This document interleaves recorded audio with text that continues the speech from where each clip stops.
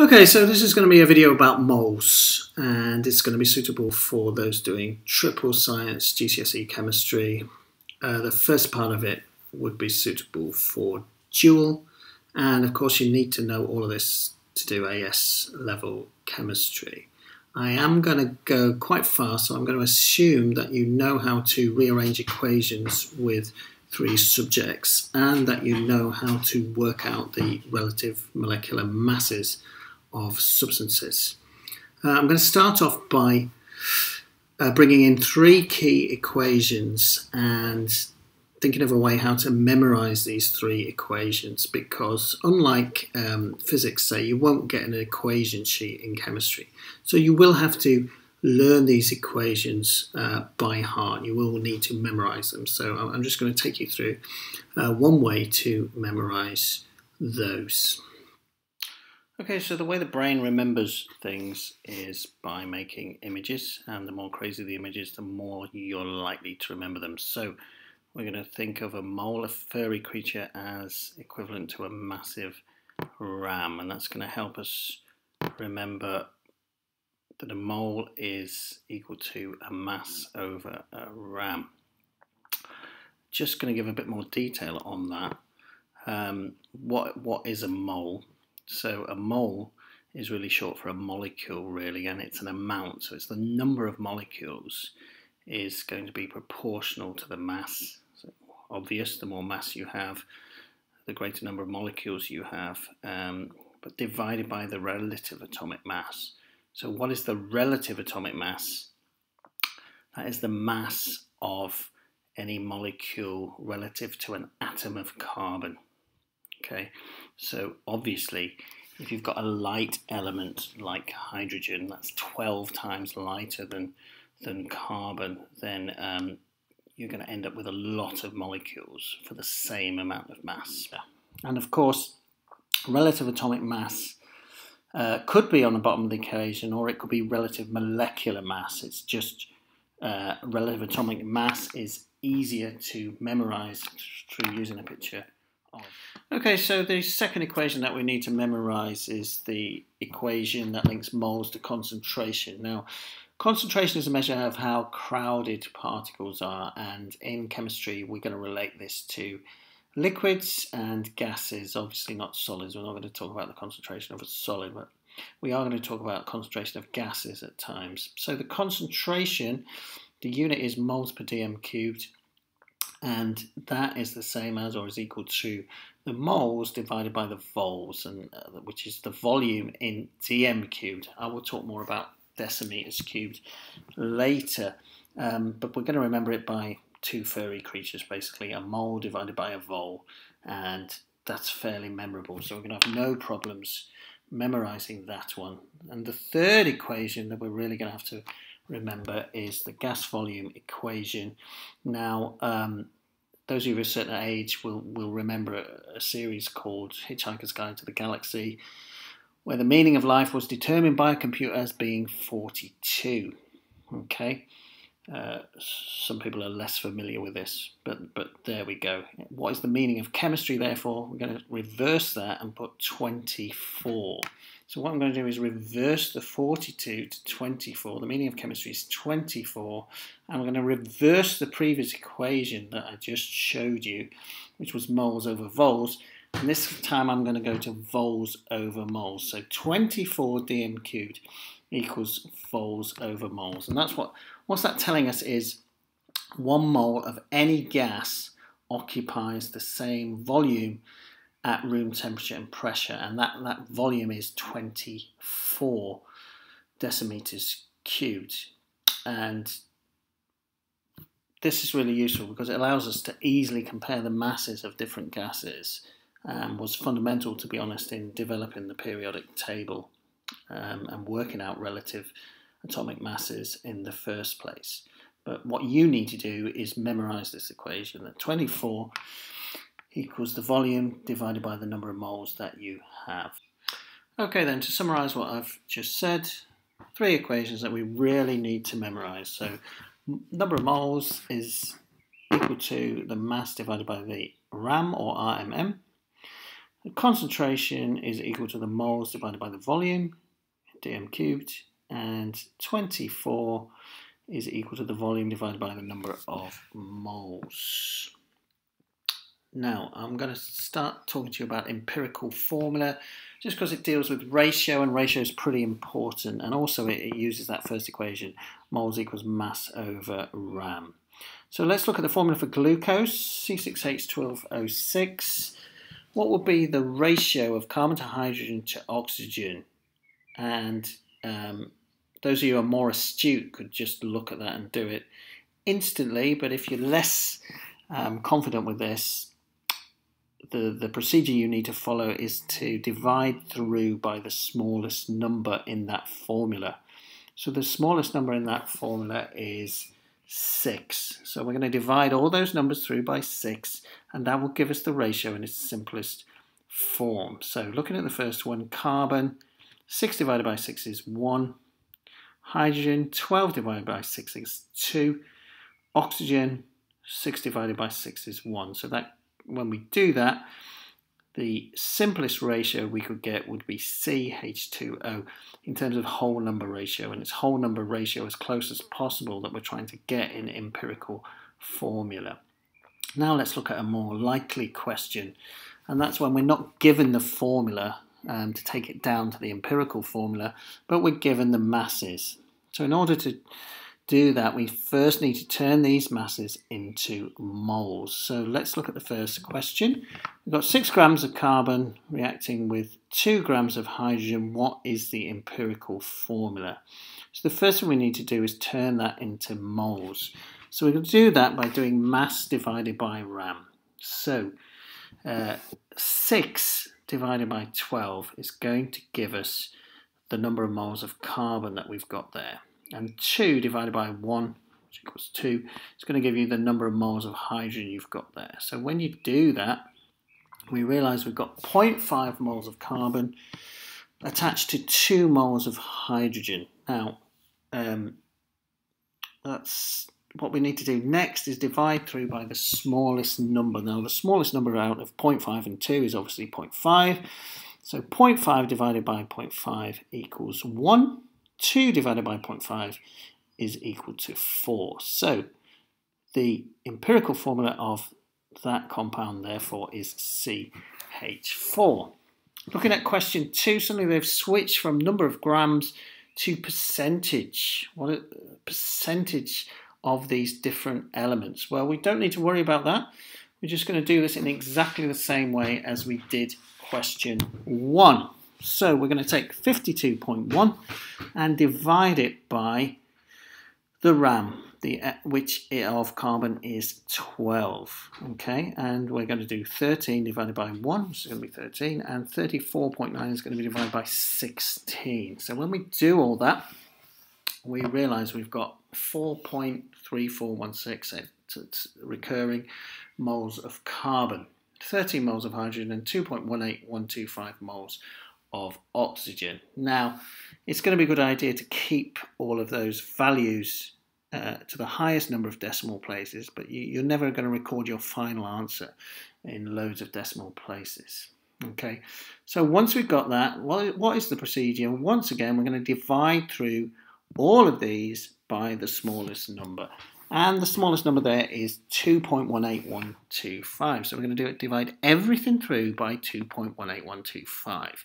And when we do that, we come out with a carbon value of 1.989, a hydrogen value of 5.96, and obviously the last one must be 1. So that is really close to C2H6O1, or just O. And that's it. That's the empirical formula. Let's look at another question.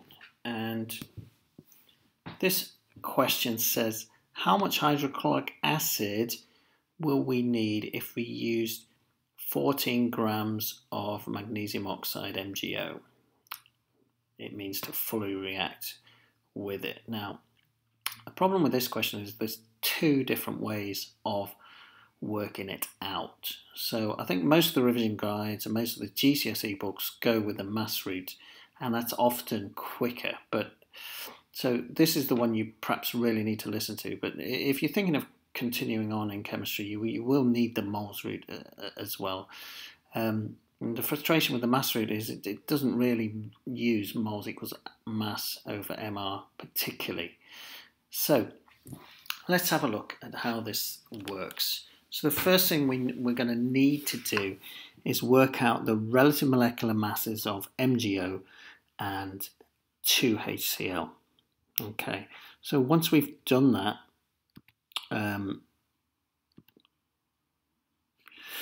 we can determine that the relative molecular mass of MgO is 40 and of 2HCl is 73. So what that's telling us is that 40 grams of MgO is going to react with 70 grams of HCl. But we don't have 40 grams of MgO. We only have 14.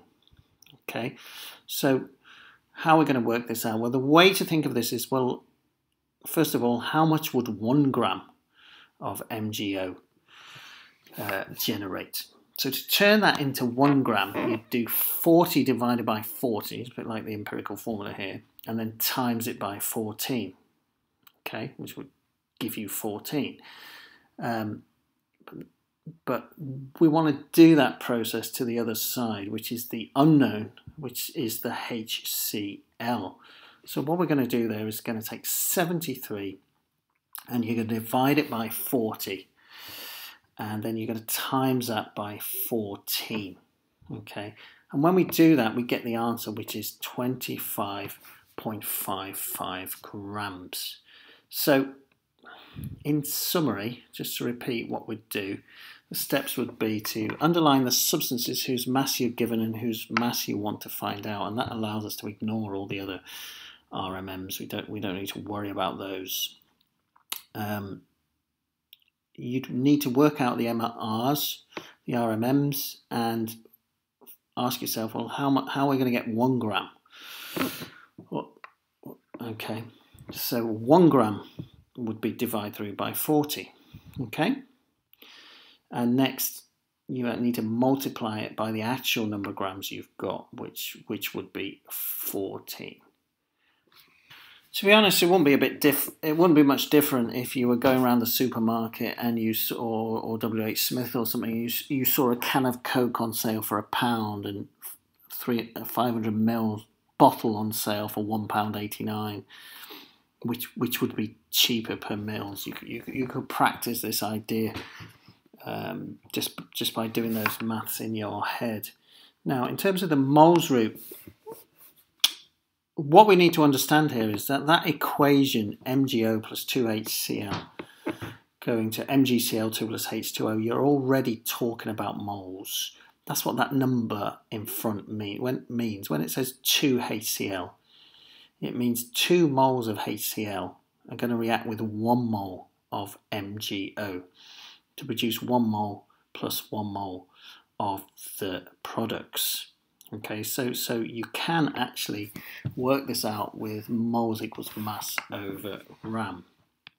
And if you were going to do it this way, what you would need to do is look at how many moles you have got of MgO. Okay, and to do that, you just do 14 divided by the MR. Okay, and when you do that, you would work out that you have 14 divided by 40 is you have 0.35 moles. Now, to completely react that, you are going to need 2 times 0.35 moles. And we know that's because of the big 2 in front of the equation there. I have been given 0.35 moles. How many moles are going to react with 0.35 moles? Well, using the equation, I know that 0.7 moles are going to react. Okay, but the answer calls for an answer in grams, so we need to turn the 0.7 moles into grams. Now that just involves us rearranging the equation moles equals mass divided by MR, 2 moles times MR. So 0.7 moles times the MR, that will give us the answer, which should still be 25.55. So it's 0.7 times 36.5. So notice I don't need to double it twice. Because I've doubled the number of moles, I don't need to double the MR there. So just to recap, underline the substance whose mass you're given and mass you want to find out. Calculate the number of moles you have, which will be the mass over the RAM, 0.35 in this case. Identify the number of moles you need by looking at the ratio. You need twice as much here. And then multiply the moles you need by the MR. That's a rearrangement of moles equals mass over RAM equation. And you still come out with the same answer, 25.55 grams. Okay, let's have a look at a question with concentration equals moles divided by volume. And this applies to titration questions, so let's look at it together. It says, look at the equation for the reaction. 1 mole of NaOH plus 1 mole of HCl goes to 1 mole of NaCl plus 1 mole of H2O. The mean volume of sodium hydroxide solution used is 25 centimeters cubed. Brian uses 20 centimeters cubed of hydrochloric acid. The concentration of the hydrochloric acid is 0.100 moles per dm cubed. Calculate the concentration of the sodium hydroxide in moles per dm cubed. Now the problem with this question is when you look at the last sentence, calculate the concentration of the sodium hydroxide. If you try and put the figures above it into that equation, you'll quickly realize you do not have enough figures to work that out. So that's why it's a little bit tricky at first. So what you're going to do instead is you're going to draw out this table, and we're going to work out what we can work out first, rather than worrying about the answer there.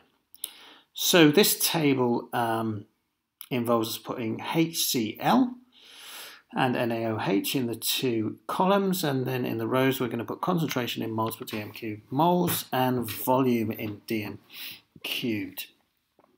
And then we're just going to work through the question.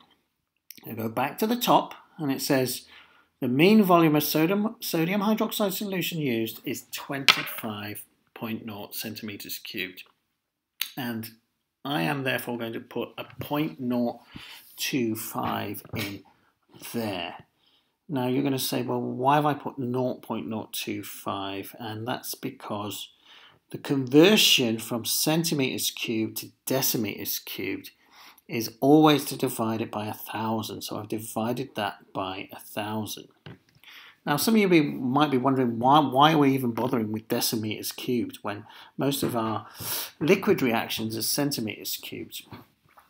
And the reason is that a decimeter cubed is a litre, and a lot of experiments would have been carried out with a litre of gas, not smaller quantities in terms of the volume. So you're just going to have to convert it into decimeters cubed, which is 10 centimeters times 10 centimeters times 10 centimeters, which means that the conversion between decimeters and centimeters is to divide by 1,000. If you want to do it the other way around, you have to times it by 1,000. So I've basically just divided 25 centimeters by 1,000 in my head to give 0.025. Back to the question. The next line says Brian uses 20 centimeters of hydrochloric acid. So I'm going to put there 0.02. And that's the same scenario. I've just divided it by 1,000 and stuck it there into the table as follows. Third line of the question, the concentration of the hydrochloric acid is 0.100 moles per dm cubed. So I've placed that into the table there. And that's all the information that I've been given. You'll see that I'm struggling to work out anything with NaOH, but I can work out the number of moles of HCl. To do that, I just need to rearrange the equation. Concentration equals moles over volume. And the number of moles is going to be concentration times volume. So when I times 0.1 by 0.002, I come up with 0.002. And that's how many moles of HCl I've got.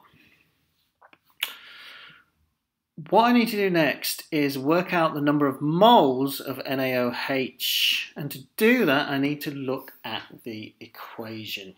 As I look at the equation, it's telling me that 1 mole of NaOH reacts with 1 mole of HCl. And so this is really easy, in fact. If 1 mole reacts with 1 mole, I haven't got 1 mole, I've got 0.002 moles. So it's going to be obvious there that 0.002 moles of HCl is going to react with 0.002 moles of NaOH. So this is quite an easy question in that respect. Often there might be a 2 there, we might have to times by 2 or divide by 2 the number of moles. Okay. In this case, there's no need to do that. Also, sometimes there's dilutions to a factor of 10, but in this case, this ends up straightforward in that respect. So what do we need to do now to work out the concentration? Well, look, you can clearly see now that we now do know the moles, we do know the volume, we have memorized the equation, so it's just the moles divided by the volume, which is going to be 0.002 divided by 0.025, which is going to give us 0.08 moles per dm cubed. Okay, so last equation of the 3 I taught you, which is 24 dm cubed of any gas equals the volume of the gas divided by the number of moles you've got. And here's an exam question. It says, look at the balanced simple equation for the reaction of calcium carbonate with nitric acid. And it tells us 1 mole of calcium carbonate reacts with 2 moles of nitric acid. Give 1 mole of calcium nitrate plus 1 mole of carbon dioxide plus 1 mole of water. David's experiment with nitric acid makes 60 centimeters cubed of carbon dioxide at room temperature and pressure. How many moles of carbon dioxide are made at the end of the reaction? 1 mole of carbon dioxide has a volume of 24,000 centimeters cubed at room temperature and pressure. Part 2, calculate the mass of calcium carbonate needed to make this amount of carbon dioxide. The relative formula mass of calcium carbonate is 100. Okay, so I'm just going to ignore the 24,000 centimeters cubed there, just so we can keep the numbers similar to what we do with titration. And looking at that question, part 1, we're given a volume. And if we're given a volume, we can work out the number of moles. We don't need to look at anything else. So what we need to do, first of all, is just rearrange the equation. 24 equals Voles over moles, and rearrange that into moles equals the volume in dm cubed divided by 24. And I like doing it this way because we've got to take the 60 then and just divide it by 1,000, which is what you always have to do in the titration question. So it keeps things fairly standard. But of course you could just do 60 divided by 24,000. That would give you the exact same result. So 0.06 is 60 divided by 1,000, and so when we divide that by 24, we get the moles of carbon dioxide as 0.0025 moles. For the second part of the question, we need to be able to look at the equation and also remember that moles equals mass over mR. So it tells us the mass of calcium carbonate needed to make this amount of carbon dioxide. Well, we now know we've got 0.0025 moles of CO2. When we look at the equation, working backwards, we see 1 mole of calcium carbonate actually produces 1 mole of carbon dioxide. So this is actually straightforward. We just need to know what is the mass of 0.0025 moles, because 0.0025 moles of carbon dioxide will produce 0.0025 moles of calcium carbonate. So to do that, we just need to rearrange the formula. Moles equals mass over mR. So it is simply going to be 0.025 times 100, and that is going to be 0.25 grams. And we're done.